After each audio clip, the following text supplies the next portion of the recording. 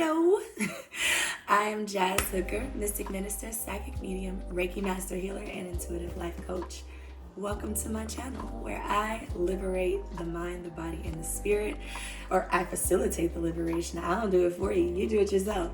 But so that you can live a life that is full in wealth, health, divine partnership, and complete self-expression. I love to be present for moments of healing. And I read energy, I don't miss. I love what I do, which is why I bring it to you.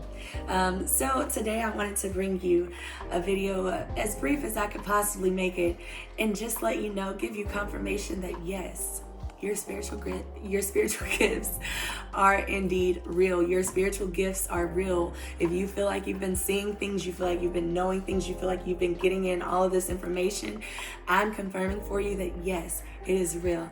And I'm also going to confirm for you, or help you try to get out of that thing, to help you get out of this funk of mistrust, help you get out of that funk of blocking your spiritual gifts, of not believing in them. So let's get into this video. I hope you enjoy. And before I really get into the video, I just want to remind you that if the things that I say here in this video are inspiring, empowering, or encouraging, please do me a huge favor and let YouTube know that you like me by liking, subscribing, sharing, and commenting. I love to know that I be knowing. So hit me up in the comments. I'll leave my information in the description below if you'd like to book a reading and go deeper. However, let's get into this and tell you about how magical you are, tell you how you can release some of these things. This is going to be 3 things limiting your personal magic, 3 things limiting your personal power, 3 things limiting your spiritual gifts. Okay, so let's get into this. You clicked here because you have your spiritual gifts and you're doubting them. Maybe you don't understand them, and I'm not going to give you the best explanation of all of your spiritual gifts right here, but I will let you know a few of mine. So I am a psychic medium. I experience most of the clairs, including like all of them. The clear seeing, clear knowing, clear hearing, the taste. Yeah, actually the taste is pretty clear too. Smell, all of those things, I experience them, including clear empathy. I feel people's feelings, even in the most intimate moments when I should know, when I don't want to feel exactly what's going on with my partner, stuff like, anyways, so I feel all of those different things. I'm also a Reiki healer, so, and I cook, so a lot of the things that I do are, they started in the kitchen, like even just working with different herbs and knowing that my hands have healing in them just by my time in the kitchen. So when I think about all of our magic and things like that, I'm thinking about all the different ways that we pull from the physical to make something new come. It's alchemy in a way. It is pulling from what already exists to make something else happen. Like I'm surrounded by flowers, or not plants and things like that, but if you go into my kitchen, there's a lot of herbs. I even have a shelf full of herbs, and think about all of the different ways that we utilize magic on a daily basis. It's all there. Magic is nothing to be afraid of. Your spiritual gifts are nothing to be afraid of, and that's what a lot of people run into whenever they are trying to get it all together. So you may have come here wanting to know more about your spiritual gifts. Maybe you just need a little confirmation. Maybe you need someone to tell you that yes, they are real, and how can I expand them? A lot of people don't know how to expand their gifts. A lot of people don't know that you can expand them, and the biggest reason why is because a lot of people see TV. TV has messed us up, and it has us thinking that it's supposed to look one way. But that brings me to our first point, which is there is too much structure. Too much structure. Reason number 1 that you may not be having full access to your spiritual gifts. One way that you can open up your spiritual gifts is by realizing that right now you may have too much structure in how you're viewing things, in your understanding of things. You may be overwhelmed with a lot of information. And I call this mise en place because I'm a mini chef, okay? So I worked in the kitchen. Your mise en place is where everything goes. Everything is in its place. It's a French culinary term. And when you are working in any kind of world of metaphysics, there's a lot of concrete information, but there's a lot of stuff that we don't know. And last night when I was recording this video, I tried to explain this in a way that didn't make a lot of sense. So what I'm gonna do is just drop this right here and let you see. There is a lot of things that we know, right? We know a lot of stuff, but even in the things that we know, it's not a lot, okay? Because then there's even twice that amount of stuff that we don't know. Now, this is a big pie chart, so you understand that the rest of this is a whole bunch of shit that we don't know that we don't know. Okay? So this is a whole bunch of shit that we don't know that we don't know. If you have too much structure in your thinking, you will get lost. You will lose where you're trying to go. You're going to information overload, and you're going to think everything has a place. I come from this position. I was raised Baptist. So I was raised in the church. Everything, there's an answer for everything, and you don't ask any more questions after you get the final answer. Okay? And that's why I say a lot of times it's just too much structure. Coming from organized religion, you end up having a lot of structure. Like so much structure. I have my notes here, so I'm going to check through them every now and then just to make sure I'm saying everything that I wanted to say. But yes, too much structure. And it's okay to have a little structure, but in this world, it's just too much stuff that we don't have concrete information on. It's pseudoscience, technically. And pseudoscience is something that can't be proven. It's something that you have to know if you're in this work. You have to be able to trust yourself. You have to be able to know these things. So, yeah, there's that. And another thing is, when you're working in this work, you're building. It's like you're going to throw some stuff out. You're going to take some stuff away. You're going to pull some stuff in. Some stuff you may completely just do away with altogether. You won't even touch it anymore. You won't need it anymore. You won't have to dig too much deeper into it. You don't even want to dig too much deeper into it. This is a very big thing because you have to be open. You have to open yourself up and say like, okay, I can't be so strict in my thinking. This will help you open up your gifts, because then you'll understand that you don't need as much proof, and your proof isn't going to come as blam as you believe. It's going to take a little bit of patience to open up yourself. It's going to take a little bit of patience to move everything, kind of scatter everything out, because you can't just expect everything to be like by the book when it comes to spirituality or when it comes to your spiritual gifts. Okay, and let me see if there's anything else that I wanted to leave out or talk of. Everything can't be in its place, and even more, there's a skew to most levels of spirituality, a bias, and if you hold on too tight, it becomes organized religion, which places you back in the box of limits. And that's not a diss to organized religion. Religion is useful for those who it's useful for, but in organized religion, you stop asking questions, and in learning your spiritual gifts, you learn more and more and more and more. It's not, whenever you get them, it's a growth process. You don't get everything all at once, or else you won't be able to fit it. So you won't fit it. You won't even know what to do with it. You'll just be whatever. So think outside of the box. Some things get uprooted and thrown around, or even thrown out. I wrote this down, and I want you to not feel offended by this, because the word drives people crazy, but decolonize your spirit. Decolonize your spirit. You are not of this place. You're just from here. And you're not really from here. You're not really from this place. You have to recognize that all the things that you know to be so, there's a lot more that you don't know. So just be open to it. The next thing that I want to kind of talk about when it comes to things that may be limiting your personal spiritual gifts, limiting your personal power, limiting your personal magic, is trust. Trust issues. Trust issues are a very big thing. And it's not trust issues with other people per se. It's trust issues with yourself. You have to learn to trust yourself. And again, gonna utilize my notes. Remember I talked about how there's the pie chart, right? Let's drop it. The pie chart.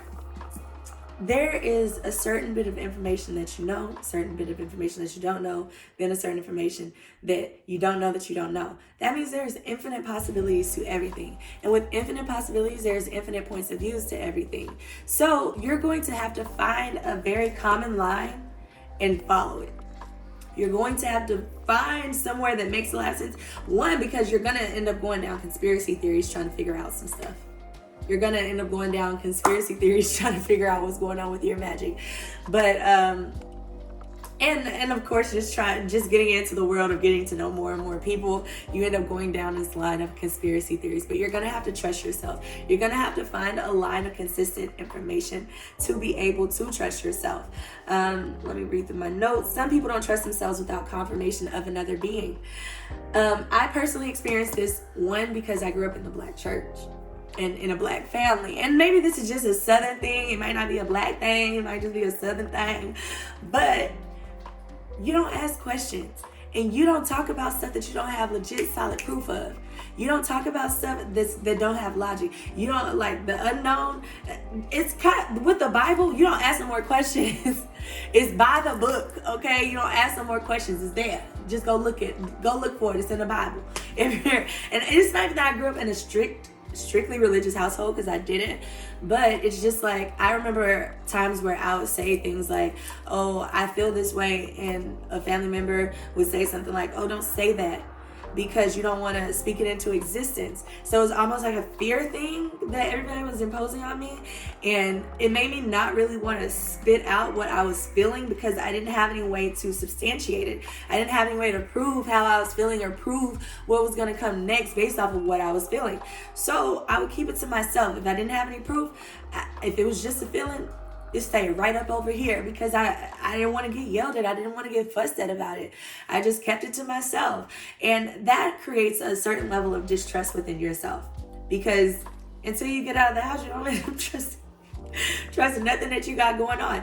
And you keep that cycle with you. It starts very young and it stays with you until you recognize that you were not trusting yourself because of someone else not trusting in the divine, okay? Or not trusting in all of that. You know what I'm saying? I think you know what I'm saying. All right. So it made me question myself. The next thing about that, when it comes to trust, is, like I mentioned earlier, logic is easier to explain in a world where we trust more of what we see than what we feel. And often that alone is the trust issue.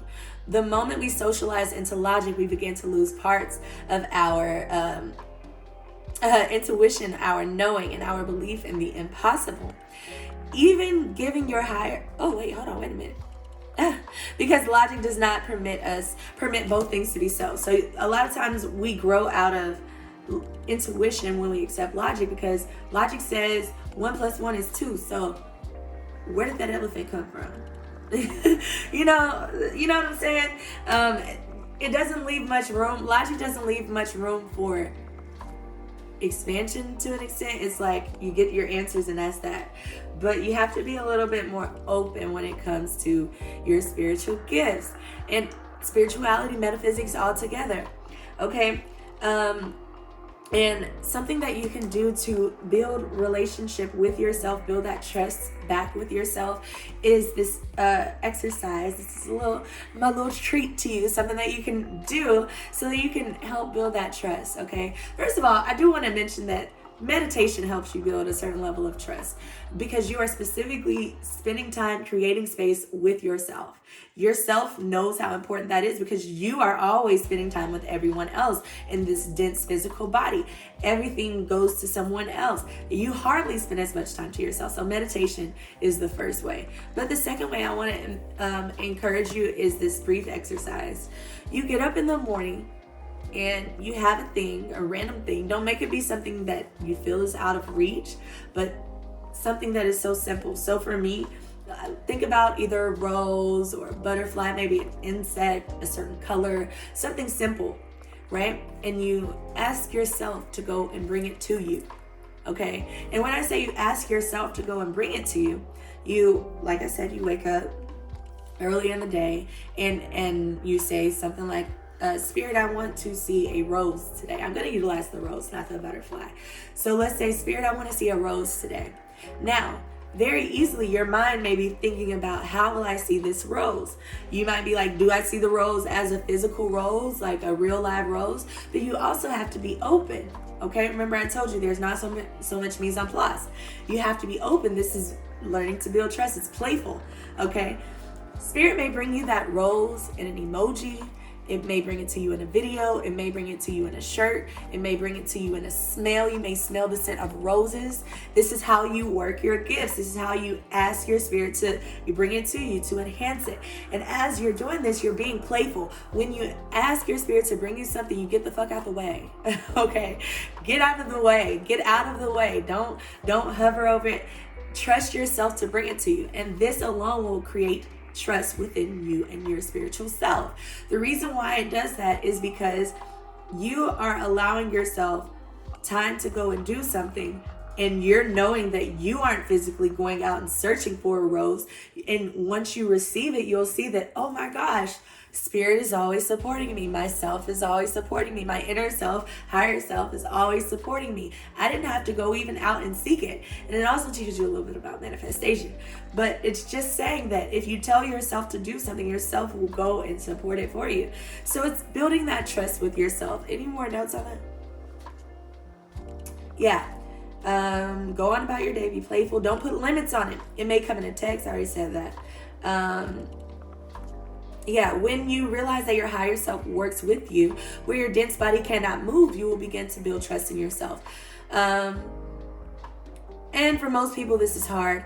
To know the self, not to know the self. A lot of people, it's hard to get to know their self because they're afraid of themselves. Like, they don't want to get to know themselves. They don't know how to spend time with themselves. They don't want to find out what else is going on. But truly get to know yourself. Spend time with yourself. Yourself will appreciate you spending time with yourself. So that is how you can kind of help with those trust issues with the self. All right, the next thing that I want to talk about that may be limiting your personal power, maybe limiting your personal spiritual gifts, is not believing that you're magical. I'm not magical enough. That is very detrimental, okay?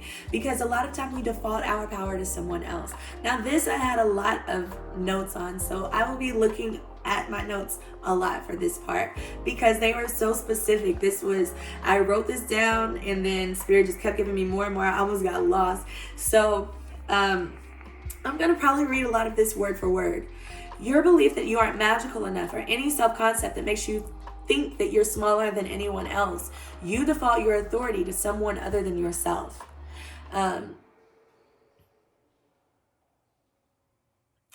Or someone that you feel is more powerful than you. Okay, y'all, look, I see, this is why I gotta read word for word. All right, you default your authority to someone that you feel is more powerful than you. This isn't always a bad thing, because we should always seek answers from a qualified individual. However, when you get the answers, what happens to your free will? Now, this is something that a lot of people, everybody thinks they have a free will, but they really don't. Free will is actually something most people think that they have, but we only get free will as we create union with the higher self, which is that trust that I was talking about building. As we create union with the higher or inner self. Are you influenced or inspired? Now, I want to briefly talk about those two definitions. People say those two words all the time, and I just want to encourage you that one is at the will of another, and one is, and it comes from within. And I'm sure you can figure it out whenever I give you the definitions. Influence, the capacity to have an effect on the character, development, or behavior of someone or something. Or the effect itself. Some synonyms for influence are effect, impact, control, sway, hold, power, authority, ascendancy, mastery, domination, supremacy, guidance, pressure, direction. Okay? And then I want to bring you to the definition of the word inspire. To fill someone with the urge or ability to do or feel something, especially to do something creative. Second definition, to breathe in, inhale. Some of the Synonyms for inspire are stimulate, motivate, cause, persuade, encourage, rouse, move, stir, galvanize, energize, incite, impel. These are very powerful words, right? Very, very, very powerful words. So whenever you are being inspired from within, you are being empowered. This is you having your own power that is being then pushed out, not someone telling you what to do. You see, whenever you default to someone power who's higher than yours, sometimes you end up being influenced and not inspired if you go to the wrong source. If you are not inspired to go there, you were influenced to. All right. So, like I said, it's not always a bad thing to go to someone. Y'all, my TV just keeps on coming on while I'm going to let it do its thing though. Anyways, let's continue on so that this video can come to a close.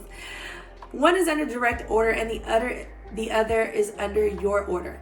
This is where people begin to feel pulled at the strings, where a pastor, healer, whether a pastor, healer, or teacher, you building that trust with yourself will always make you the authority in your life's story, in your life's journey, in your spiritual gifts, in your magic.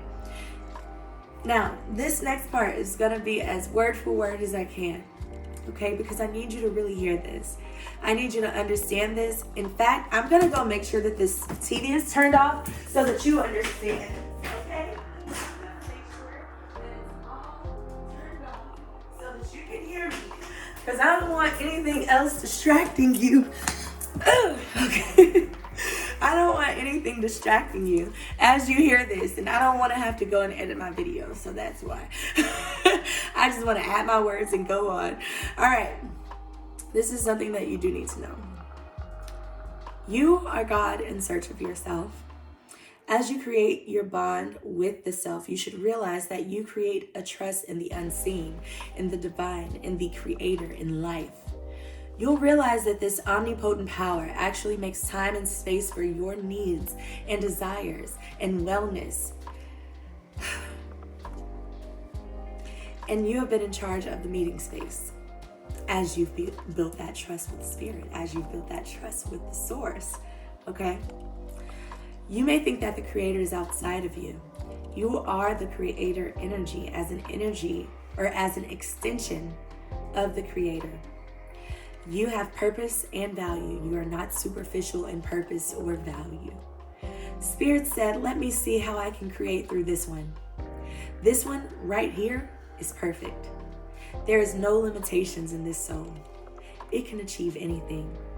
The creator has never been seen by any one emblem, symbol, or form, only felt in the heart, which is where it resides.